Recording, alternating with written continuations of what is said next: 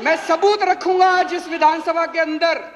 ये लोग मोदी जी को पैसा देते हैं और बदले में मोदी जी इनके खिलाफ इनकम टैक्स नहीं होने देते, नोटबंदी के पहले इन लोगों को बता देते हैं और इनका काम करवाते हैं। ये आज मैं सबूत लेके आया हूं जी।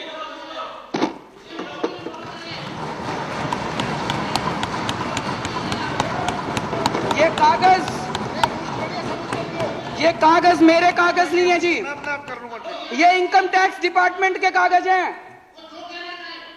इनकम टैक्स डिपार्टमेंट ने 15 अक्टूबर 2013 को आदित्य बिड़ला ग्रुप के ऊपर रेड हुई।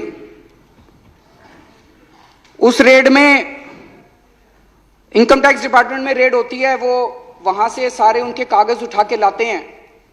वापस आने के बाद इनकम टैक्स डिपार्टमेंट अपनी एक रिपोर्ट बनाता है उन कागजों के आधार पे, जिसको अप्रेजल रिपोर्ट कहते हैं। ये अप्रेजल रिपोर्ट है इनकम टैक्स डिपार्टमेंट की उस रेड की। उस रेड में उनके अकाउंटेंट से पूछा इनकम टैक्स वालों ने, अकाउंटेंट का नाम कोई सक्सेना था। सक्सेना ने कहा जी मैं हवाला का पैसा लेके आता हूं, मेरे बॉस हैं उनका नाम शुभेंदु अमिताभ है, वो जिस जिसको कहते हैं फिर मैं उनको पैसा जाके बांट देता हूं। शुभेंदु अमिताभ बिड़ला ग्रुप के ग्रुप एग्जीक्यूटिव प्रेसिडेंट थे। शुभेंदु अमिताभ के लैपटॉप, फोन, ब्लैकबेरी सब चेक किए गए तो उनके लैपटॉप से एक एंट्री मिली। ये एंट्री है 16 नवंबर 2012 की। इसमें लिखा हुआ है गुजरात सीएम 25 करोड़ रुपए। गुजरात सीएम के आगे 25 करोड़ रुपए, ब्रैकेट में लिखा है 12 डन, 12 दे दिए, रेस्ट क्वेश्चन मार्क। तो ये उसके बाद इनकम टैक्स डिपार्टमेंट ने अपनी एनालिसिस की है। ये उसकी एनालिसिस की कॉपी है।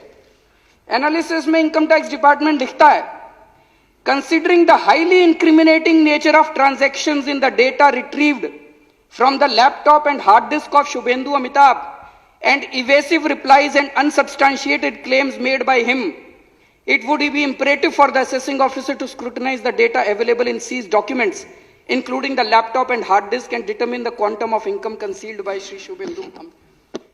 Appraisal report उसके बाद असेसिंग ऑफिसर के पास जाती है और असेसिंग ऑफिसर फिर 2 साल लगा के उसकी इनकम का असेसमेंट करता है, ऑर्डर करता है। अक्टूबर 2013 में रेड हुई थी। उसके बाद 6 महीने बाद इनकी सरकार आ गई तो असेसिंग ऑफिसर की हिम्मत नहीं थी जो इसकी जांच कर सके। उसके बाद तो इसकी कोई जांच नहीं हुई उसके बाद। और अब ये केस को रफा दफा करने की कोशिश की जा रही है। सेटलमेंट कमीशन में इस केस को भेज दिया और बहुत जल्दी ये केस खत्म होने वाला है। इस केस को रफा दफा करने की कोशिश की जा रही है। एक और बड़ी मजे की बात है, इसी रिपोर्ट के अंदर बिड़ला ग्रुप के जो पेंडिंग प्रोजेक्ट हैं गुजरात सरकार में, उनकी लिस्ट दी हुई है। इससे शक पैदा होता है कि आप ये पैसे ये काम करवाने के लिए दिए गए थे क्या?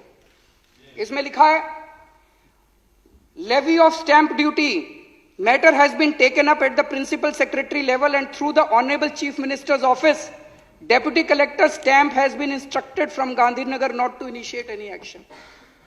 मतलब कि मुख्यमंत्री दफ्तर, गुजरात के मुख्यमंत्री दफ्तर ने स्टैंप ड्यूटी ना लेने के आदेश दे दिए हैं।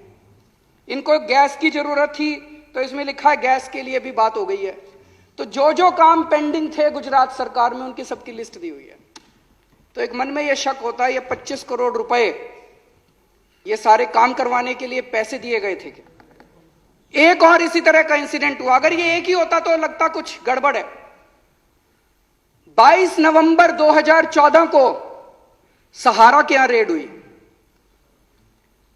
एक कमरे से 130 करोड़ से ज्यादा का कैश मिला। वहीं पे कुछ कागज मिले, उन कागजों में भी नरेंद्र मोदी जी का नाम है कि लगभग 400-500 करोड़ रुपए देने की बात है उन कागजों के अंदर। और कई नेताओं के नाम है, कई मुख्यमंत्रियों के नाम है देश के, उनमें नरेंद्र मोदी जी का नाम भी है। लेकिन इसकी अब जांच कौन करेगा?